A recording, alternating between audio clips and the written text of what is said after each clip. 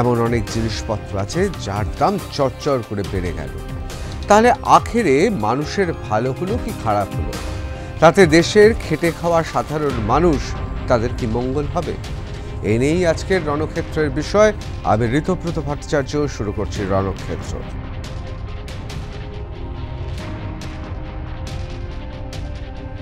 Represent a strategic, principled and citizen-centric evolution of landmark of tax framework which will enhance the quality of life of every people. দেখুন, তিনি কি কথা বলেছিলেন? তিনি বলেছিলেন যে স্ট্র্যাটেজিক একটা কৌশলগত, প্রিন্সিপালড অর্থাৎ একটা কোনো আদর্শগত এবং সিটিজেন সেন্ট্রিক অর্থাৎ নাগরিক কেন্দ্রিক এমন একটা ট্যাক্স বা করের স্ট্রাকচার হবে, কাঠামো তৈরি করা হবে যা মানুষকে অর্থাৎ দেশের সাধারণ মানুষকে কোথাও যেন এগিয়ে নিয়ে যাবে।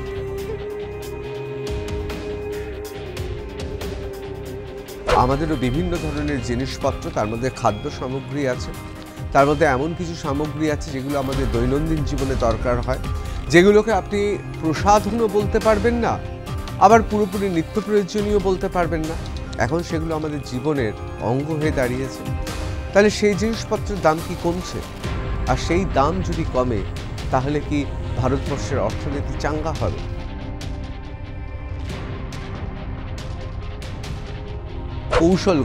কৌশলগতভাবে হাই এন্ড কার, টোবাকো আর সিগারেটের দাম বাড়ানো হয়েছে। দ্বিতীয় যে জিনিসটা খুব গুরুত্বপূর্ণ, প্রিন্সিপালড অর্থাৎ আমাদের দেশ একটা নির্দিষ্ট মতাদর্শে এগোচ্ছে। অর্থাৎ তারা চাইছেন, আমাদের দেশের যারা এই মুহূর্তে জিএসটি নিয়ে চিন্তাভাবনা করেছেন তারা বলছেন প্রিন্সিপালটা হচ্ছে দেশের এটাই যে সিগারেট, তামাক, হাই এন্ড কার, বিলাসবহুল জীবনযাত্রা, নেশা এগুলোর থেকে মানুষকে আমরা দূরে রাখবো। তাতে যদি সেই ইন্ডাস্ট্রির ক্ষতি হয় তো হোক, কিন্তু দূরে রাখবো, কারণ সংখ্যাগরিষ্ঠ দেশবাসীর মঙ্গলের জন্য তা করতে হবে।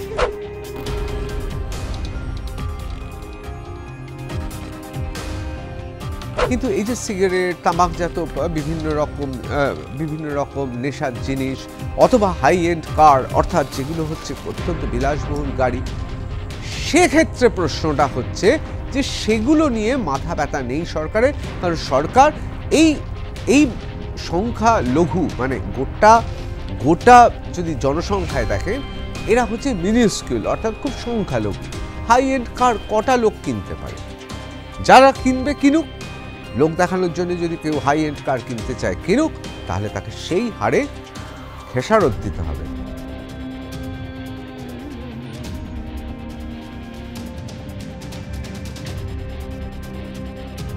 ভারতীয় দ্রব্যাদির ওপর মার্কিন যুক্তরাষ্ট্রের চাপিয়ে দেওয়ার বাণিজ্য শুল্ক চড়া হারে চাপিয়ে দিয়েছেন ট্রাম্প। তার থেকে যাতে সেই আঁচ এসে না পৌঁছায় ভারতের অর্থনীতিতে, ভারতের সমাজে, ভারতের কর্মসংস্থানে, সেদিকে সতর্ক দৃষ্টি দিয়েছেন এবং সেই কারণেই জিএসটিকে রিভ্যাম্প করা হয়েছে, অর্থাৎ নয়াভাবে জিএসটিকে সাজানো হয়েছে।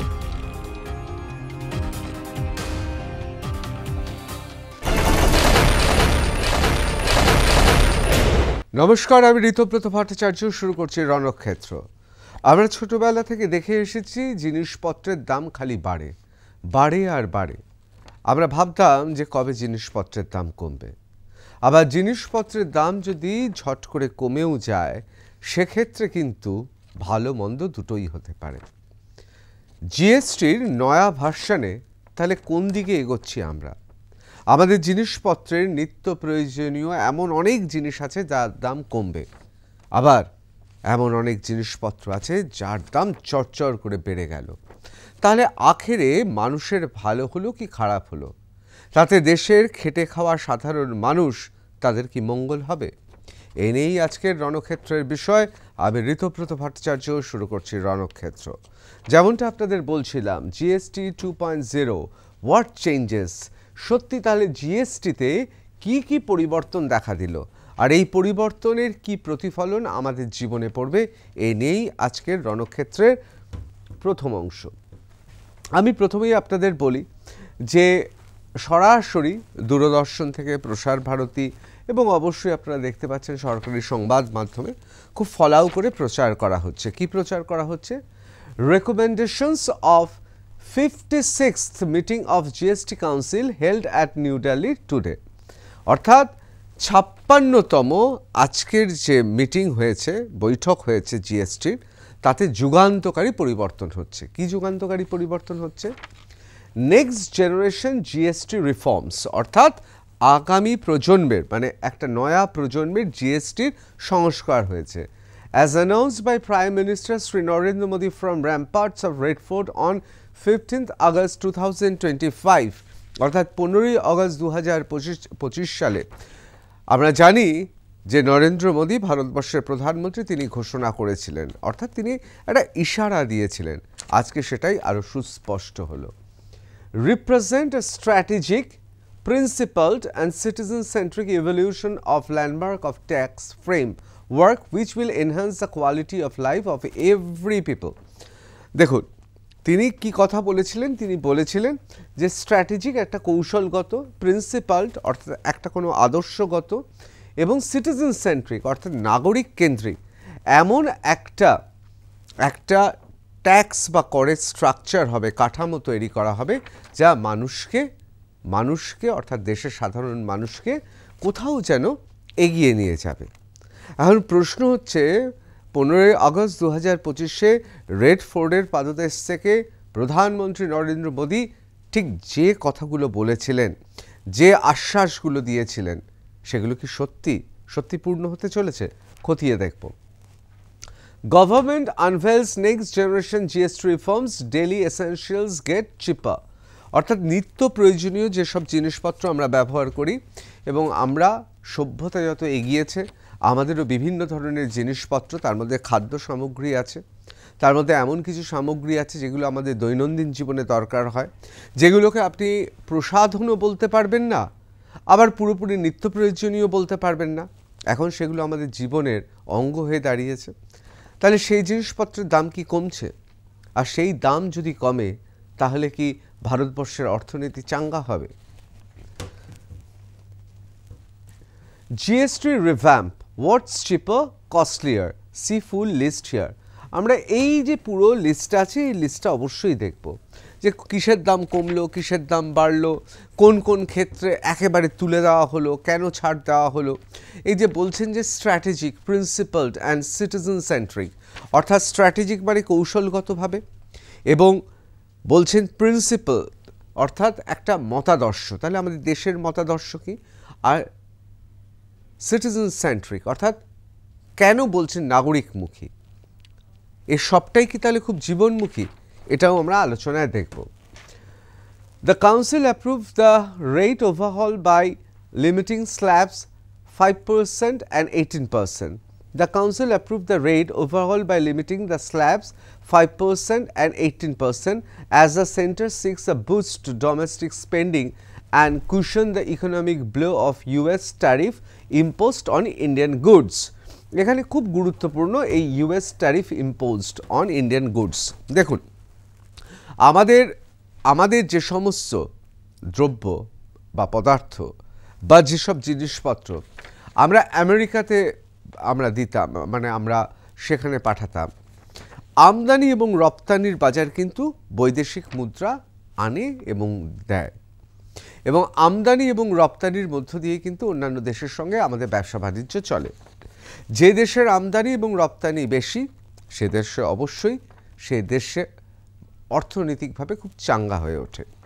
এখন প্রশ্ন হচ্ছে, আমরা যখন আমদানি করছি তখন তো আমাদের খরচ হচ্ছে, কিন্তু আমরা যখন রপ্তানি করছি তখন আমাদের বৈদেশিক মুদ্রা অর্থ আমরা পাচ্ছি, অর্থাৎ আমাদের পকেট বা রেস্ত পূর্ণ হচ্ছে।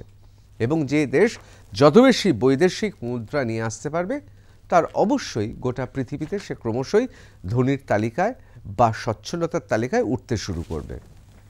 এখন প্রশ্ন হচ্ছে যে আমাদের দেশ থেকে যখন আমরা কোনো জিনিস পাঠাচ্ছি অর্থাৎ রপ্তানি করছি, যদি আনুপাতিক হারে তা আমদানির থেকে বেশি হয়, তাহলে স্বভাবতই আমাদের লাভ। আর যদি আমাদের সব আমদানি করতে হয়, রপ্তানির অংশটা কমে যায়, তাহলে অবশ্যই আমাদের অর্থনীতি পড়ে যাবে। এ তো সাধারণ, একেবারে খুব সাধারণভাবে বললে এটাই দাঁড়ায়। এখন প্রশ্নটা হচ্ছে, এগুলো তো আমাদের সাধারণ মানুষের কথা, কিন্তু অর্থনীতিবিদরা কিন্তু এই প্রত্যেকটা, যেমন নিউটনের তৃতীয় সূত্রের ক্রিয়া এবং প্রতিক্রিয়া আছে, তারা কিন্তু এগুলো বিচার করেন। অর্থাৎ কোনো দেশে যদি বিরাট সংখ্যক মুদ্রা বা টাকা যদি ছাপিয়ে দেওয়া হয়, সবাইকে কোটি কোটি টাকা দিয়ে দেওয়া হয়, তাহলে কি হবে? মুদ্রাস্ফীতি হবে এবং গোটা দেশের অর্থনীতি ধসে যাবে। সুতরাং আপাত দৃষ্টিতে অনেক সময় মনে হয় এই যে আমাদের রপ্তানি হচ্ছে মানেই আমাদের খুব সচ্ছলতা আসবে, আর আমদানি করছি মানে আমরা পিছিয়ে পড়ছি। সব ক্ষেত্রে কিন্তু এমনটা নয়। যারা বিরাট বিরাট অর্থনীতিবিদ, তাদের এই নিয়ে গভীর বিশ্লেষণ আছে, আমি সেই বিশ্লেষণে যাচ্ছি না।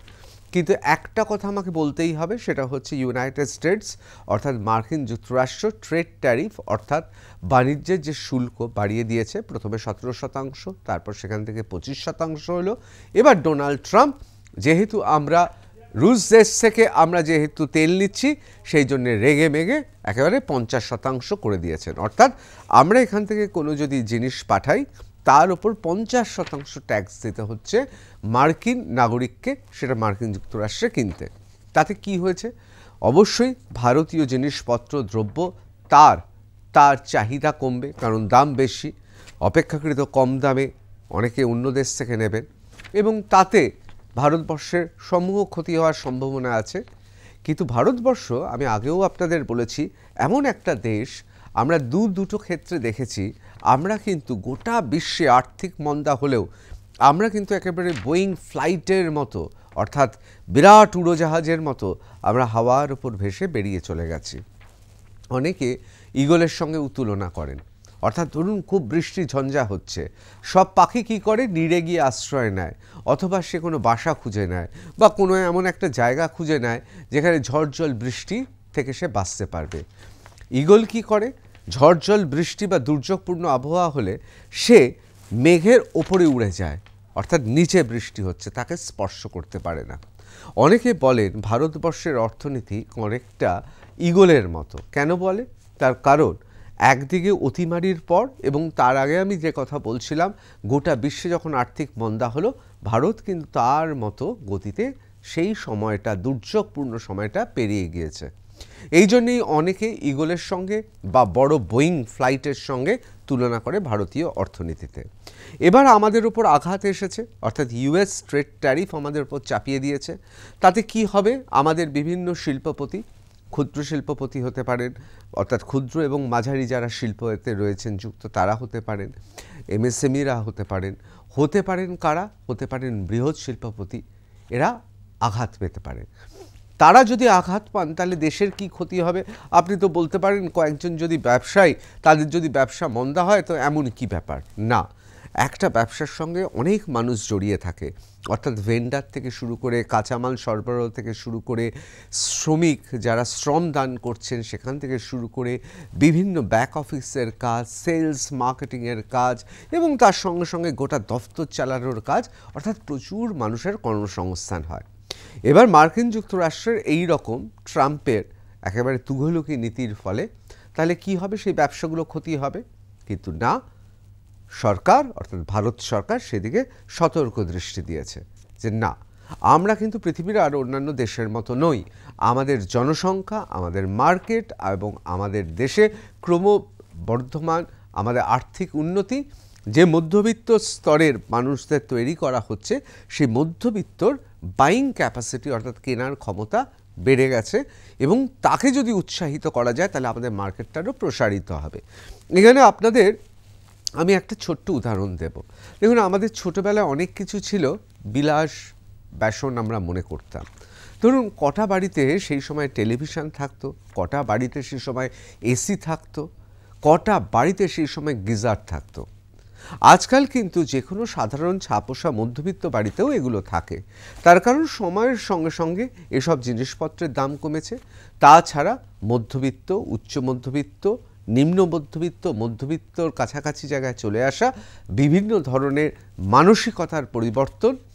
আমি মানসিকতার পরিবর্তন এই কারণেই বলছি যে আপনারা দেখবেন পুরনো দিনের মানুষেরা ঝট করে ফাস্টফুড রেস্তোরাঁতে খাওয়া অথবা তারা এমন কিছু করেন না যে টাকা তার সামর্থ্য থাকলেও সেটা তিনি কেনেন না, কারণ ছোটোবেলা থেকে সেই মূল্যবোধ নিয়ে তারা বড় হয়েছে। আবার আপনারা দেখুন, আপনারা অবাক হয়ে যাবেন যে থাকেন হয়তো খুব কষ্টে সৃষ্টে, গিয়ে দেখলেন তার সেখানে একেবারে বিরাট টেলিভিশন স্ক্রিন রয়েছে, এমনকি খুব ছোট্ট বাড়ি, এখন তিনি আর ফ্যান ব্যবহার করছেন না, তিনি দরকার হলে ইএমআই দিয়ে, অর্থাৎ একদম ইজি ইনস্টলমেন্টে, মান্থলি ইনস্টলমেন্টে একটা এসি কিনে ফেলেছেন। আগের কালের মানুষ কিন্তু এরকম ছিলেন না, তারা কষ্ট সহ্য করতেন, কষ্ট সহিষ্ণু ছিলেন, তারা সঞ্চয় করতেন এবং সঞ্চয় নিজের জন্য নয়, পরবর্তী প্রজন্মের জন্যে, যাতে আমার সন্তান থাকে দুধে ভাতে, এই বিষয়ে তারা দেখতেন। এই মানসিকতারও পরিবর্তন ঘটেছে। দেখুন, কোনটা ঠিক কোনটা ভুল এসব নিয়ে আমি আজকে আলোচনা করব না, কিন্তু যেগুলো সত্যি সেই বাস্তব পরিস্থিতিটা আমি শুধুমাত্র তুলে ধরছি। তাহলে কি হলো? মানসিকতারও পরিবর্তন ঘটেছে, আর্থিক অবস্থারও পরিবর্তন ঘটেছে এবং তার সঙ্গে সঙ্গে বাজারটা ক্রমশ আরও প্রশস্ত হচ্ছে। এবার আমাদের বিভিন্ন যারা শিল্পে যুক্ত আছেন, ক্ষুদ্র, মাঝারি এবং বৃহৎ শিল্প, তারা যাতে কম ক্ষতিগ্রস্ত হয়, তাদের যেন ক্ষতিটা না গায়ে লাগে এবং তার আঁচ যেন আমাদের দেশে না এসে পড়ে, কর্মসংস্থান থেকে বিভিন্ন গুরুত্বপূর্ণ বিষয় যেহেতু জড়িয়ে আছে, তাই সরকার ঠিক করেছে যে জিএসটিটাকে রিস্ট্রাকচার করবে। এবং সেই কারণেই কিন্তু economic blow of the US tariff imposed on Indian goods, অর্থাৎ ভারতীয় দ্রব্যাদির ওপর মার্কিন যুক্তরাষ্ট্রের চাপিয়ে দেওয়ার বাণিজ্য শুল্ক চড়া হারে চাপিয়ে দিয়েছেন ট্রাম্প, তার থেকে যাতে সেই আঁচ এসে না পৌঁছায় ভারতের অর্থনীতিতে, ভারতের সমাজে, ভারতের কর্মসংস্থানে, সেদিকে সতর্ক দৃষ্টি দিয়েছেন। এবং সেই কারণেই জিএসটিকে রিভ্যাম্প করা হয়েছে, অর্থাৎ নয়াভাবে জিএসটিকে সাজানো হয়েছে। The council reduce the current 4 slabs. আগে কী ছিল? আমাদের 4টে স্ল্যাব ছিল, 5%, 12%, 18% আর 28%। এই 4টে স্ল্যাব ছিল। এই স্ল্যাবকে দুটো ভাগে ভাগ করা হয়েছে, কি? 5% আর 18% অধিকাংশ জিনিসের ওপর। A special 40% slab is however proposed for a selected few items such as high-end cars, tobacco, cigarettes. এবার আপনারা বলতে পারেন যে এতে তাহলে সহজ হলো কি করে? একদিকে 12 এবং অন্যদিকে 28 কেটে দিয়েছেন, এখন 5 আর 18 রেখেছেন, অর্থাৎ 5% আর 18% রাখা হয়েছে, আর এখানে 40%। বলছে তাহলে 40% কেন আবার এলো? 40% কেন এলো? এখানে আপনাদের খুব পরিষ্কারভাবে বলি, দেখুন, একদিকে জিএসটি কমা মানে আমাদের সাধারণ মানুষের উপকার হবে, অর্থাৎ দাম কমবে জিনিসের, কিন্তু অন্যদিকে আপনাদের মনে রাখতে হবে, যে কারণে আপনাদের বলছিলাম না, এই যে যারা বড় বড় অর্থনীতিবিদ, আমরা ঝট করে অনেক কিছু বলে ফেলি, কিন্তু প্রত্যেকটা ক্রিয়ার প্রতিক্রিয়া আছে, যে কারণে বড় বড় অর্থনীতিবিদরা সবসময় বলেন না আমদানি রপ্তানি যা আমরা সাধারণ বা কমন সেন্সে ভাবছি সেটা নয়, এর পেছনে অনেক প্রস অ্যান্ড কনস আছে, অর্থাৎ অনেক কিছু ঘটনা আছে। ধরুন আমি সমস্ত জিনিসপত্রে জিএসটি কমিয়ে দিলাম, তাতে একদিকে যখন সাধারণ মানুষের ভালো হলো, অন্যদিকে সরকারটা চলবে কি করে? এই জিএসটির টাকাতে তো সরকার চলে, এই জিএসটির টাকাতে রাজ্য সরকার থেকে কেন্দ্র সরকার চলে, কেন্দ্র সরকার রাজ্য সরকার চলার জন্য অর্থের দরকার, সেই জন্য যেটা করা হয়েছে, একদিকে 5% অর্থাৎ 5%, 18%, অন্যদিকে 40% স্ল্যাব তৈরি করা হয়েছে। এই 40% স্ল্যাব কোথায় যোগ করা হয়েছে? হাই এন্ড কার, অর্থাৎ যেগুলো খুব দামি গাড়ি, টোবাকো অর্থাৎ তামাকজাত বিভিন্ন নেশার জিনিসপত্র এবং সিগারেটের ওপর। এখন ব্যাপারটা হচ্ছে, যারা সিগারেট খাচ্ছেন, টোবাকো খাচ্ছেন বা যারা খুব বড় দামি গাড়ি চড়ছেন, সেটা কিন্তু অত্যাবশ্যকীয় নয়, এগুলো ছাড়াও মানুষের জীবনযাপন করতে পারে। বরং এই টোবাকো, তামাক এবং সিগারেট, এই দুটোর ক্ষেত্রে আমাদের সরকার তারা চান যে মানুষ এগুলো যাতে না খায়, তার কারণ এগুলো জীবনহানিকর এবং স্বাস্থ্যের ক্ষতি করে। এখন প্রশ্ন হচ্ছে যে তাহলে টোবাকো এবং সিগারেট বা হাই এন্ড কার, এখানেও তো মানুষ রয়েছে, এখানেও তো কোটি কোটি মানুষ তাদের জীবনযাপন রয়েছে, যিনি সিগারেট বিক্রি করছেন, যিনি সিগারেট তৈরি করছেন, যিনি বিড়ি তৈরি করছেন, যিনি জর্দা তৈরি করছেন, জর্দা বিক্রি করছেন, এবং সাধারণ মানুষও তো খাচ্ছে। তাহলে কেন এগুলোতে দাম বাড়ানো হলো? সেইখানে আমি আবার ফিরে যাই, তিনটে শব্দ বারবার করে ব্যবহার করা হচ্ছে। কি? স্ট্র্যাটেজিক, কৌশলগতভাবে হাই এন্ড কার, টোবাকো আর সিগারেটের দাম বাড়ানো হয়েছে। দ্বিতীয় যে জিনিসটা খুব গুরুত্বপূর্ণ, প্রিন্সিপালড, অর্থাৎ আমাদের দেশ একটা নির্দিষ্ট মতাদর্শে এগোচ্ছে। অর্থাৎ তারা চাইছেন, আমাদের দেশের যারা এই মুহূর্তে জিএসটি নিয়ে চিন্তা ভাবনা করেছেন, তারা বলছেন প্রিন্সিপালটা হচ্ছে দেশের এটাই যে সিগারেট, তামাক, হাই এন্ড কার, বিলাসবহুল জীবনযাত্রা, নেশা, এগুলোর থেকে মানুষকে আমরা দূরে রাখবো। তাতে যদি সেই ইন্ডাস্ট্রির ক্ষতি হয় তো হোক, কিন্তু দূরে রাখবো, কারণ সংখ্যাগরিষ্ঠ দেশবাসীর মঙ্গলের জন্য তা করতে হবে। এবং সেই প্রিন্সিপাল থেকে বা মতাদর্শ থেকে হাই এন্ড কার, টোবাকো এবং সিগারেটকে তাদের ওপর চড়া হারে আমাদের কিনতে হবে, কারণ জিএসটি হারটা বাড়িয়ে দেওয়া হয়েছে। অর্থাৎ স্ট্র্যাটেজিক, প্রিন্সিপালড। এবং তৃতীয় শব্দটাও খুব গুরুত্বপূর্ণ, মানে আমাদের সিটিজেন সেন্ট্রিক। নাগরিকরা কি চায়? নাগরিকরা চায় অত্যাবশ্যকীয় জিনিসপত্রের দাম কমুক, খাওয়ার থেকে শুরু করে যে নিত্য প্রয়োজনীয় জিনিসপত্রের দাম কমুক। কিন্তু এই যে সিগারেট, তামাকজাত বিভিন্ন রকম নেশার জিনিস, অথবা হাই এন্ড কার, অর্থাৎ যেগুলো হচ্ছে অত্যন্ত বিলাসবহুল গাড়ি, সেক্ষেত্রে প্রশ্নটা হচ্ছে যে সেগুলো নিয়ে মাথা ব্যথা নেই সরকারের, কারণ সরকার এই সংখ্যা লঘু, মানে গোটা যদি জনসংখ্যায় দেখেন, এরা হচ্ছে মিনিস্কিউল, অর্থাৎ খুব সংখ্যালঘু। হাই এন্ড কার কটা লোক কিনতে পারে? যারা কিনবে কিনুক, লোক দেখানোর জন্য যদি কেউ হাই এন্ড কার কিনতে চায় কিনুক, তাহলে তাকে সেই হারে খেসারত দিতে হবে।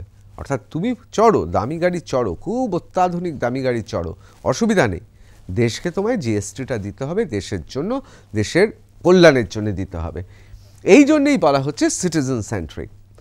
The new rates for all products except pan masala, gutkha, cigarettes, chewing tobacco, products like zarda, unmanufactured tobacco and bidi will be effective from September 2025-22। অর্থাৎ সেপ্টেম্বরের 2025-এর সেপ্টেম্বরের 22 তারিখ থেকে বেড়ে যাবে।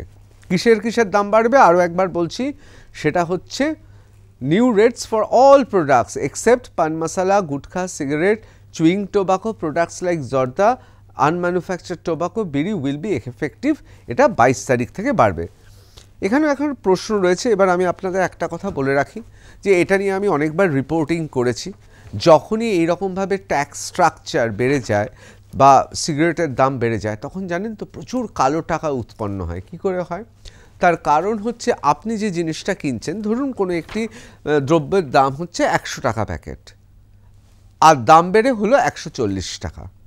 এবার আপনি যাবেন কয়েকদিন বাদে থেকে ওই 100 টাকা প্রিন্টেড যেটা ডিলার কিনেছে, তার উপর দেখবেন 40% হারে আপনাকে কিনতে হচ্ছে। আসলে কিন্তু সেই সিগারেটটার বা তামাকটা বা যেটার দাম বেড়েছে যে প্যাকেটটার, সেটার আদৌ দাম বাড়েনি। এবার তাতে কি হচ্ছে? সরকার টাকাটা পাচ্ছে না, সরকার তো একই হারে পাচ্ছে, অর্থাৎ সেই টাকাটা কারোর না কারোর পকেটে চলে যাচ্ছে। সুতরাং মনে রাখবেন যে এগুলো এফেক্টিভ হবে 22শে সেপ্টেম্বর। তার আগে যদি কেউ এই যে পদার্থগুলো রয়েছে এখানে বেশি দাম চাপায়, তাহলে প্রতিবাদ করবেন। তার কারণ এই দামটা বাড়বে, পরিষ্কার বলে দেওয়া হয়েছে, উইল বি এফেক্টিভ ফ্রম 22, অর্থাৎ 22 তারিখ থেকে, সেপ্টেম্বরের 22 তারিখ থেকে। এবার আসি নির্মলা সীতারামনের অফিস, অর্থাৎ অর্থমন্ত্রীর অফিস থেকে কি লিখছে। Nirmala Sitharaman office, Honorable Prime Minister Sri Narendra Modi announced the next generation GST reforms in his Independence Day address from the ramparts of Red Fort. Working on the same principle, পরিষ্কার লিখছেন যে তিনি যা বলেছিলেন 15 আগস্ট 2025-এ একেবারে রেড ফোর্টের পাদদেশ থেকে, সেই প্রিন্সিপালকে ব্যবহার করে the GST Council has approved significant reforms today. These reforms have multi-sectoral and multi-thematic focus aimed at ensuring ease of living for all citizens and ease of doing business for all. একেবারে তিনি বলছেন multi sectoral, অর্থাৎ বিভিন্ন জায়গায় দেখুন এই যে পরিবর্তন হলো, বিভিন্ন জায়গায় তার বিভিন্ন ধরনের প্রতিফলন হবে। একদিকে তো প্রতিফলন হবে, অন্যদিকে কি হবে, মাল্টি থিম্যাটিক, এবং এর থিমগুলো অনেক ধরনের প্রতিফলন হবে, ক্রিয়া প্রতিক্রিয়া প্রতিবর্ত ক্রিয়া অনেক কিছু হবে। তার কারণ সরকার খুব ভেবেচিন্তেই এটা করেছে, কারণ তিনি বলছেন যে এতে লাভবান হবে সাধারণ নাগরিক এবং আমাদের ব্যবসা আরও প্রসারিত হবে, আমাদের ডোমেস্টিক মার্কেট অর্থাৎ দেশের ভেতরে আমাদের মার্কেটটা আরও বেশি জোরদার হবে। এবং হ্যাঁ, ইউনাইটেড স্টেটস অর্থাৎ মার্কিন যুক্তরাষ্ট্র যে তুঘলকি আচরণ করেছেন ডোনাল্ড ট্রাম্প, 50% অর্থাৎ 50% যে ট্রেড শুল্ক অর্থাৎ বাণিজ্য শুল্ক বাড়িয়ে দিয়েছে, সেক্ষেত্রে আমরা বাজারে আমাদের কর্মসংস্থান থেকে শুরু করে আমাদের সব কিছুকে যাতে কম ক্ষতিগ্রস্ত হয় অথবা ক্ষতিটাকে আটকানো যায় সেটার চেষ্টা করা হয়েছে, অর্থাৎ ব্যবসায়ীদের দিকেও নজর দেওয়া হয়েছে। এবার দেখুন এক নজরে দেখে নিই, next generation GST reform for is living and to build আত্মনির্ভর ভারত। এখানে আত্মনির্ভর ভারত সম্পর্কে আপনাদের একটা কথা বলি। আত্মনির্ভর মানে কি, আমি আমার উপর নির্ভর করে চলব। যে কোনো দেশ, আপনারা যদি স্বাধীনতা সংগ্রামের সময় দেখেন, এই যে তখন খাদির কথা বলা হচ্ছিল কেন, যে লবণ সত্যাগ্রহেতে লবণকে ব্যবহার করা হয়েছিল কেন, তার কারণটা হচ্ছে আমি, এই যে আমরা বলি না যে মায়ের দেওয়া মোটা কাপড় মাথায় তুলে নে রে ভাই, এই যে আমরা যদি আমাদের বিদেশি বস্ত্র বর্জন করে, সেটা নেতাজি সুভাষচন্দ্র বোস থেকে শুরু করে আমাদের বিপ্লবীরা, আমাদের পূর্বপুরুষরা কী করেছিলেন, বিদেশ থেকে যে দামি কাপড় আসতো সেই কাপড়কে বর্জন করে দেশের কাপড়, খাদি, সুতির কাপড়, এই কাপড়ের প্রতি গুরুত্ব দিয়েছিলেন। কেন? তার কারণ সে কাপড় পরা মানে শুধুমাত্র কিন্তু দেশ বা দেশের প্রতি ভালোবাসা নয়, দেশের অর্থনীতির প্রতিও অগাধ আস্থা রাখা। আর দেশের অর্থনীতি তখনই বাড়বে যখন দেশের সাধারণ মানুষ কাজ করতে পারবে। খাদির কাপড় তৈরি করছেন যিনি বিক্রি করছেন, যিনি পরছেন, পুরো টাকাটাই কিন্তু দেশের মধ্যে থাকছে। আর আমি যদি বিদেশ থেকে কাপড় কিনে বা কাগজ কিনে নিয়ে আসি, তখন কি হয়, আমার দেশের টাকাটা সেখানে চলে যাচ্ছে।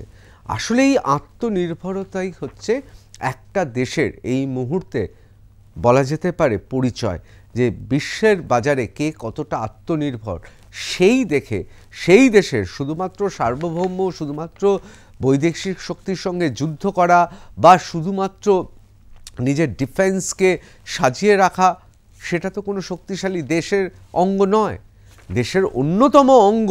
এগুলো তো দরকার, এর সঙ্গে দরকার হচ্ছে আত্মনির্ভর অর্থনীতি। এবার এক নজরে আমরা একটু দেখে নেব যে কোন জিনিসের কীরকম দাম বাড়ছে, কোন জিনিসের দাম কমছে, আবার কোন জিনিসের দাম একেবারে কমিয়ে দেওয়া হচ্ছে। একবার আমরা খুব তাড়াতাড়ি দেখে নিই। এখানে অনেকগুলো ক্যাটাগরি রয়েছে, যেমন save big on daily essential, কিছু কিছু নিত্য প্রয়োজনীয় জিনিসপত্র রয়েছে, যেমন তার মধ্যে মাখন রয়েছে, ঘি রয়েছে, ডায়েটারি বিভিন্ন ডায়েরির প্রোডাক্ট রয়েছে। তারপর এখানে আপনারা দেখছেন যে মাথার চুলের জন্য যে তেল, সেই তেল, শ্যাম্পু, টুথপেস্ট, টুথব্রাশ, হ্যাঁ, শেভিং ক্রিম, এগুলো সমস্ত দাম কমে যাবে। এগুলো সমস্ত আমরা দেখতে পাচ্ছি যে 18% থেকে 5% হয়ে যাচ্ছে। এরপর চলে আসি যে relief in health care sector, খুব গুরুত্বপূর্ণ। হেলথ কেয়ার সেক্টরের রিলিফটা খুব গুরুত্বপূর্ণ। তার কারণটা হচ্ছে বিভিন্ন ধরনের হেলথ কেয়ার এবং মেডিক্লেম, তার ওপর জিএসটি তুলে দেওয়া হলো। যেমন ইন্ডিভিজুয়াল হেলথ অ্যান্ড লাইফ ইন্স্যুরেন্সে জিএসটি থাকছে না, অর্থাৎ আমি আমার জীবনকে সুরক্ষিত করব, আমার যাতে কোনো সময় যদি আমি অসুস্থ হয়ে পড়ি, আমি তাহলে মেডিক্লেম ব্যবহার করতে পারবো, সেখানে কিন্তু জিএসটি তুলে দেওয়া হলো। থার্মোমিটারের ওপরও জিএসটি আগে ছিল 18%, এখন 5% করে দেওয়া হলো, অর্থাৎ 18% আগে জিএসটি দিতে হতো, এখন 5% দিতে হবে।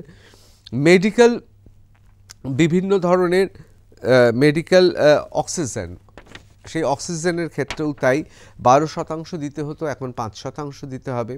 অল ডায়াগনস্টিক কিটস এবং রিএজেন্টস, অর্থাৎ আমাদের এই যে শরীরে স্বাস্থ্য পরীক্ষা করার জন্য বিভিন্ন ধরনের দ্রব্য দরকার হয়, সাজ সরঞ্জাম দরকার হয়, সেইগুলোর ক্ষেত্রে কিন্তু 12 থেকে 5% হয়ে গেছে। এবং তাছাড়াও গ্লুকোমিটার এবং টেস্ট স্ট্রিপ, অর্থাৎ আমাদের দেশে যেহেতু সুগার অর্থাৎ রক্তে শর্করার পরিমাণ বেড়ে গেছে, অনেকেই সুগারে আক্রান্ত, ডায়াবেটিস আছে, তাদের ক্ষেত্রেও সুখবর, এবার গ্লুকোমিটার থেকে শুরু করে টেস্ট কিট সবার দাম কমে যাবে। তার কারণ আগে 12% জিএসটি ছিল, এখন 5% হয়ে যাচ্ছে। এছাড়াও অনেক ধরনের কারেক্টিভ, অনেক ধরনের অন্যান্য ক্ষেত্রে, সেটা চোখ থেকে শুরু করে দাঁত থেকে শুরু করে বিভিন্ন ক্ষেত্রে জিএসটি কমিয়ে দেওয়া হয়েছে। তাতে কি হয়েছে, আমাদের মেডিকেল হেলথ কেয়ার অর্থাৎ নিজের স্বাস্থ্য, নিজের সুরক্ষা, নিজের জীবন বীমার ক্ষেত্রে একটা দিগন্ত খুলে গেল অনেকে মনে করছেন এতে কি হবে, সামাজিক সুরক্ষা বেড়ে যাবে, অর্থাৎ আমাদের যে সামাজিক সুরক্ষা সেই সুরক্ষাটা বেড়ে যাবে। এরপর চলে আসি অ্যাফোর্ডেবল এডুকেশন, অত্যন্ত গুরুত্বপূর্ণ। দেখুন, আমাদের দেশে তো সবসময় লক্ষ্য যে আমাদের দেশের আগামী প্রজন্ম তারা আমাদের থেকেও বেশি শিক্ষিত হোক, আমাদের থেকেও বেশি শিক্ষার হার হোক, আমাদের থেকেও তারা চেতনায় সমৃদ্ধ হোক। এর জন্যে কি করা হয়েছে, কিছু কিছু ক্ষেত্রে আমরা জানি, যেমন ম্যাপ, চার্টস, গ্লোবস, এগুলো খুব দরকার। ম্যাপ দরকার, চার্টস দরকার, গ্লোবস দরকার, পড়াশোনার জন্যই দরকার। এগুলোর ক্ষেত্রে আমরা দেখতে পাচ্ছি যে পুরোপুরি জিএসটি তুলে দেওয়া হয়েছে। এবার আপনারা অনেকে বলবেন যে দেখুন এই সমস্ত কথাগুলো কীরকম একটা লাগছে, ম্যাপ, চার্ট, আমরা তো সেই ওই পেন্সিল দিয়ে, পয়েন্টার দিয়ে ম্যাপগুলো করতাম, এখন তো ল্যাপটপের যুগ, আইপ্যাডের যুগ, তো এইগুলো কমিয়ে দিয়ে কি লাভ হলো? না, যত দিন যাচ্ছে গোটা আপনারা যদি দেখেন, আপনারা যদি পাশ্চাত্যেও দেখেন, সেখানেও কিন্তু অত্যাধুনিক জিনিসপত্র নয়, আবার তারা ফিরে যাচ্ছে ম্যাপে, চার্টে, গ্লোবে। তার কারণ যান্ত্রিকতা থেকে মুক্তি দিয়ে আমাদের শিশু মনের বিকাশ, কিশোর মনের বিকাশ, হাতে কলমে শেখা এবং নিজে দেখা এই আবার বাড়তে শুরু করেছে। সুতরাং বিভিন্ন ধরনের চার্টস, সেই চার্ট দিয়ে, এটা আমাদের অনেকের ধারণা আছে যে এখন অডিও ভিজুয়ালের যুগ, আমি যদি দেখে নিলাম কোনো একটি সামাজিক মাধ্যমে ভিডিও দেখে নিলাম, আমার জ্ঞান বোধহয় বিরাট প্রসারিত হলো। অনেকে এটাকে ঠাট্টা করে বলে হোয়াটসঅ্যাপ ইউনিভার্সিটি। আমাদের দেশের শিক্ষানীতি এবং এখন এগিয়ে চলা পৃথিবীতে যারা চিন্তা ভাবনা করছেন তারা বলছেন না, আবার ফিরে যেতে হবে সেই যুগটায়, অর্থাৎ আমাদের ম্যাপ, চার্ট, গ্লোব ব্যবহার করতে হবে, শেখাতে হবে কি করে ব্যবহার করা যায়। সব কিছু বাড়িতে বসে বা শুয়ে শুয়ে দেখলে পড়াশোনা হয় না। সুতরাং অনেকে ভাবছেন, অনেকে বলছেন, সমালোচনা করছেন যে ম্যাপস, চার্টস, গ্লোবস এই ইন্টারনেটের যুগে, এই হাইটেক যুগে, ডিজিটাল যুগে কে এসব দেখে? না, আপনাদের বলে রাখি যে আবার সেই যুগ ফিরে আসছে, কারণ পরীক্ষায় দেখা গেছে শিশু মনের ওপর বিরাট প্রভাব পড়ে। এবং একটি ছেলে যখন সে ম্যাপ দেখছে, চার্ট তৈরি করছে, চার্ট দেখে সে চার্ট তৈরি করার চেষ্টা করছে এবং তার সঙ্গে সঙ্গে সে গ্লোব দেখছে, অর্থাৎ ভূগোলকটাকে সে দেখছে, তার জ্ঞান এবং জ্ঞানের পরিধি বাড়তে শুরু করে। সুতরাং এক্ষেত্রে আমাদের সবচেয়ে ভালো খবর হচ্ছে নীল, অর্থাৎ জিএসটি উঠে গেল। অর্থাৎ কালকেও যে 100 টাকা যে গ্লোবের দাম ছিল, 112 টাকা যার দাম ছিল, আজকে কিন্তু সেই গ্লোবটা আপনি 100 টাকায় পাবেন, অর্থাৎ পুরোপুরি কর মুক্ত হয়ে গেল, জিএসটি মুক্ত। এছাড়াও কোথায় কোথায় নীল হয়েছে, পেন্সিল, শার্পনার, এখানে আমরা দেখতে পাচ্ছি পেন্সিল, শার্পনার, ক্রেয়ন, প্যাস্টেল। আমি আপনাদের বলছি না যে এগুলোতে সমস্ত নীল করে দেওয়া হয়েছে, তুলে দেওয়া হয়েছে। এই যে প্যাস্টেল দিয়ে ছবি আঁকে ছোটোবেলায়, এই যে নান্দনিক তার বিকাশ ঘটছে। পেন্সিল তো ব্যবহার করতে হবে, পেন্সিল থাকলে তো শার্পনার দরকার। এক্সারসাইজ বুক এবং নোটবুক একেবারে তুলে দেওয়া হলো, অর্থাৎ এই যে খাতার দাম কমে গেল, অর্থাৎ এক্সারসাইজ বুক, নোটস বুকস, এদের ওপর আর জিএসটি থাকলো না। এবং অবশ্যই তার সঙ্গে সঙ্গে ইরেজারে রাখা হয়েছে 5%। এবার অনেকে বলবেন ইরেজারে 5%, অন্য 5% ছিল সেটা নীল হয়ে গেছে। অর্থাৎ অনেকেই আপনারা বলবেন যেগুলো 12% ছিল সেগুলোও নীল হয়ে গেল, আর যেটা 5% ছিল যেমন ইরেজারে, সেটাও নীল হয়ে গেল। কেন? তার কারণ কোথাও যেন আমি আবার ফিরে যাচ্ছি, আমরা একটা প্রিন্সিপাল নিয়ে চলছি। কারণ আজকে আমরা জিএসটি, সেই জিএসটি শুধুমাত্র কিন্তু অর্থনৈতিক ব্যাপার নয়, আমাদের শিক্ষা সংস্কৃতির মধ্যেও কিন্তু তার ছাপ পড়বে। আমি বারবার করে বলছি না যে প্রত্যেকটা সিদ্ধান্তের বিভিন্ন ধরনের ক্রিয়া প্রতিক্রিয়া হয়, সেক্ষেত্রে এডুকেশনের দিক থেকে, শিক্ষার দিক থেকে অ্যাফোর্ডেবল হলো। কাদের পক্ষে অ্যাফোর্ডেবল হলো? যারা খেটে খাওয়া মানুষ, তাদের সন্তানরা, তাদের পড়ার ক্ষেত্রে একটা বিরাট খরচের পরিমাণ কমলো। দেখুন, এতেই সন্তুষ্ট হওয়ার নয়। আমি ব্যক্তিগতভাবে বিশ্বাস করি তো আমাদের দেশের অর্থনীতিতে এবং আমাদের সমাজনীতিতে সবচেয়ে গুরুত্ব দেওয়া উচিত শিক্ষা, স্বাস্থ্য, পানীয় এবং খাদ্যে। এবং সেক্ষেত্রে যে কিছু একটা হয়েছে, এটা তো আনন্দের খবর। আমি বলছি না যে এটা হওয়া মানেই আমূল পরিবর্তন হয়ে গেল, কিন্তু কোথাও তো একটা ধাপ এগোতে পারলাম। এরপর কি?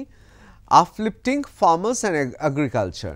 দেখুন, আমি আগেও বলছিলাম, আবারও বলছি, বারবার বলবো, আমাদের দেশ মূলত কিন্তু কৃষি প্রধান দেশ।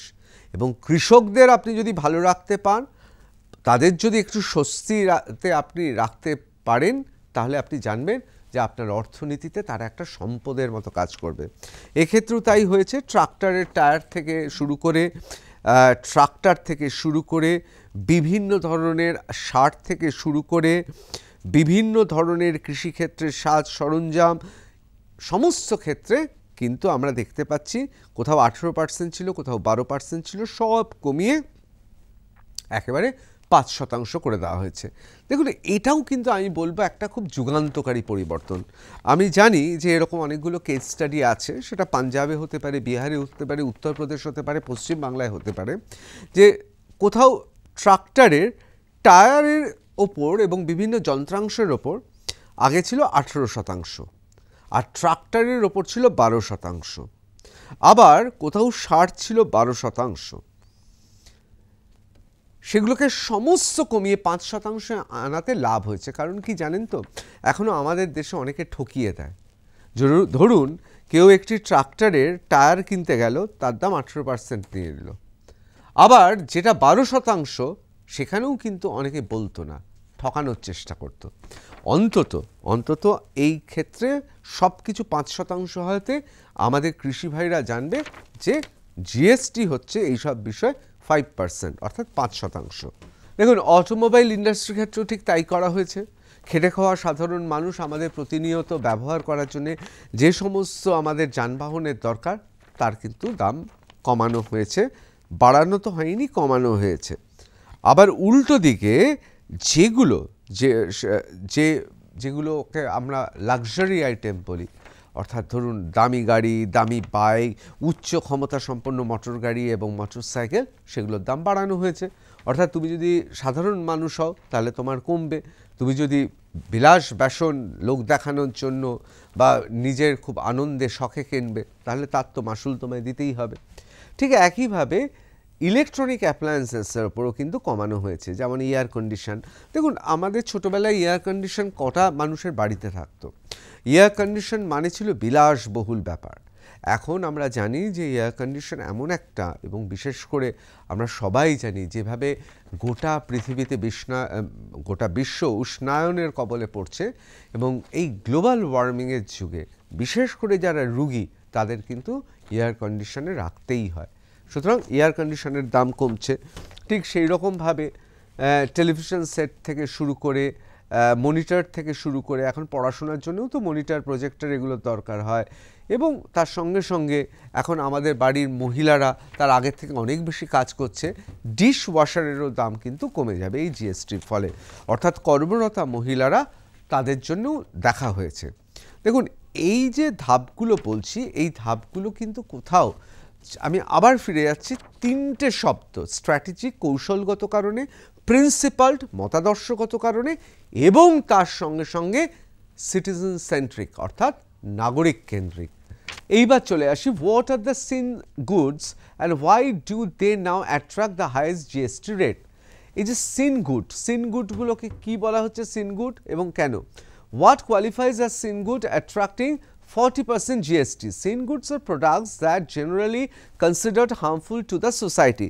Sin goods হচ্ছে সেই সমস্ত জিনিসপত্র যা আমাদের সমাজে ক্ষতি করে বা আমাদের সমাজে বিভিন্ন ধরনের নেতিবাচক প্রভাব ফেলে, which may cause harm to health, যেগুলো শরীরের ক্ষতি করে, or if they are harmful to a moral prison, অর্থাৎ আমরা আমাদের যে মরালিটি, আমাদের যে চিন্তা ভাবনা, আমাদের যে নিজেদের ভেতরে ভালো মন্দের যে বিচার রয়েছে যেগুলো আমাদের খারাপ করে, সেক্ষেত্রে this includes alcohol, tobacco, অর্থাৎ সুরা, টোবাকো তামাক, গ্যাম্বলিং অর্থাৎ জুয়া, betting, food products with high fat and sugar content, and so on. Such goods or services are taxed higher and a bit dissuade people from the using. দেখুন, যাতে মানুষ এগুলো ব্যবহার কম করে, একেবারে পরিষ্কার কম করে। আমাদের দেশে এই মুহূর্তে যা অবস্থা, সেখানে দেখা যাচ্ছে কি যে আমাদের এই যে সুগার, আমাদের একটা ডায়াবেটিস, আমাদের একটা বিরাট জ্বলন্ত সমস্যা, বাচ্চাদের ওবিসিটি হয়ে যাচ্ছে, অর্থাৎ বাচ্চারা তারা খেলছে কম, ভিডিও গেমস খেলছে আর বসে বসে ফাস্ট ফুড খাচ্ছে, অর্থাৎ তার মধ্যে সুগার কন্টেন্ট আছে, এগুলোর দাম বাড়িয়ে দেওয়া হচ্ছে যাতে বাবা মা তাদের না দিতে পারেন। তাদের না দিতে পারলেই মঙ্গল, কারণ আমাদের যে খাবার, দেশজ খাবার, সেই খাবার অনেক বেশি পুষ্টিকর, কারণ এই খাবারগুলো তো ক্ষতি করছে তাদের, এবং অল্প বয়সে এত ক্ষতি করছে শিশুদের ওপর, তাদের এত নেতিবাচক প্রভাব আছে, সেক্ষেত্রে এগুলোকে সিন গুডের মধ্যে ফেলে দেওয়া হয়েছে। যেমন বড়দের জন্য অ্যালকোহল, টোবাকো, গ্যাম্বলিং তো জুয়া, বেটিং, এবং এই যে হাই কন্টেন্ট ফ্যাট রয়েছে, সুগার রয়েছে, এইগুলোকে বাড়িয়ে দেওয়া হয়েছে। Here is a list categories that are being taxed the highest. দেখুন কোন কোন জিনিসপত্রের উপর হাইয়েস্ট ট্যাক্স বসে গেল তাহলে।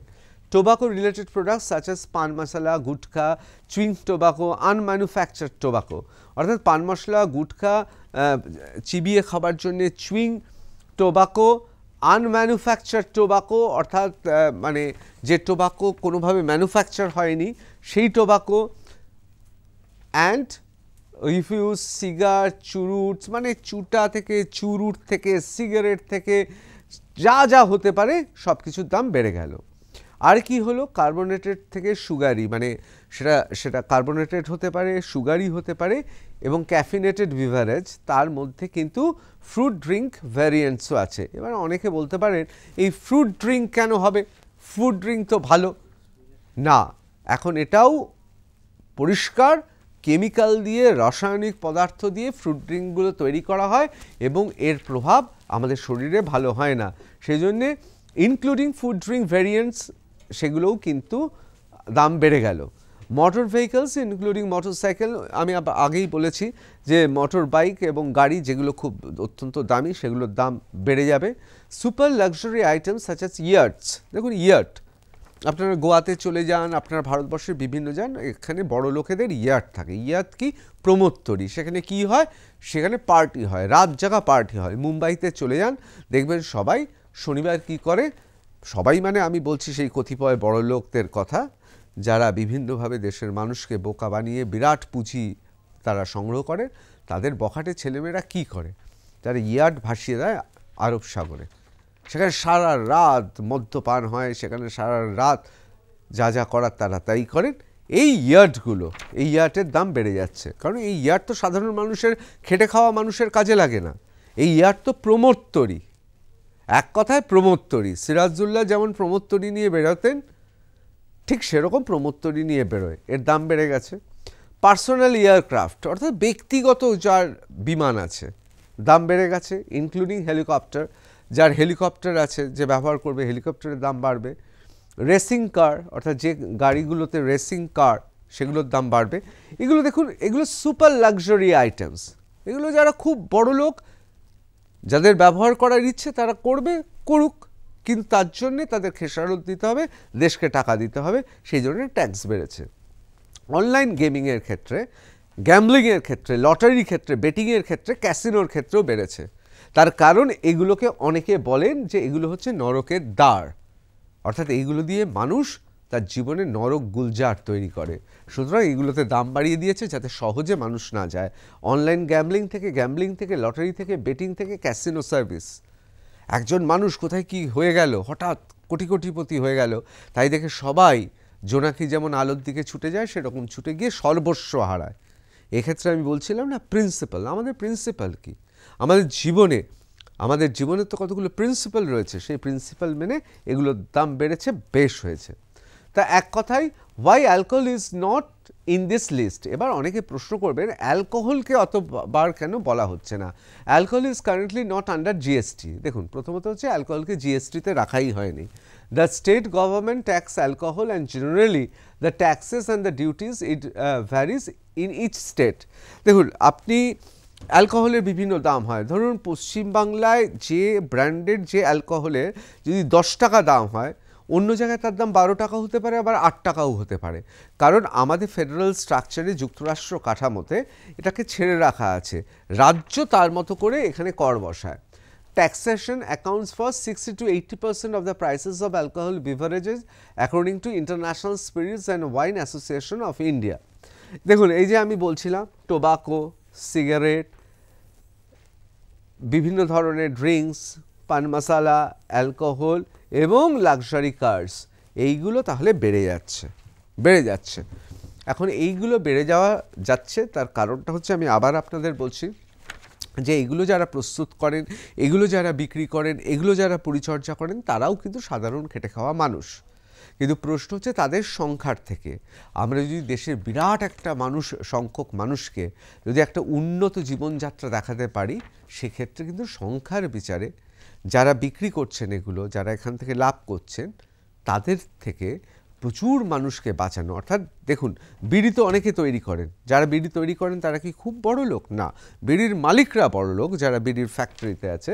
কিন্তু আমরা যদি বিড়ি মানুষকে শেখাতে পারি, বা এই যে বারবার ট্যাক্স করে দামগুলো বেড়ে যাচ্ছে, তাতে যদি সিগারেট বিড়ি মানুষ কম খায়, তাহলে তো দেশের মঙ্গল, দেশ এবং দশের মঙ্গলের কথাই ভাবা হয়েছে। এবার চলে আসি একেবারে শেষ পর্বে। ইন্ডিয়ান এক্সপ্রেস লিখছে, with GST 2.0 version bonanza for consumption and investment.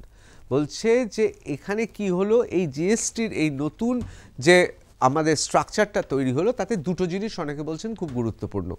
এক, ইনভেস্টমেন্টটা বাড়বে এবং কনজাম্পশন অর্থাৎ ভোগটাও বাড়বে। অর্থাৎ অনেক সময় কি হতো, মানুষ কিনতে পারতেন না, নিত্য প্রয়োজনীয় জিনিসপত্র দরকার, এবার সাবানের দাম কমেছে, মাথার তেলের দাম কমেছে, শ্যাম্পুর দাম কমেছে।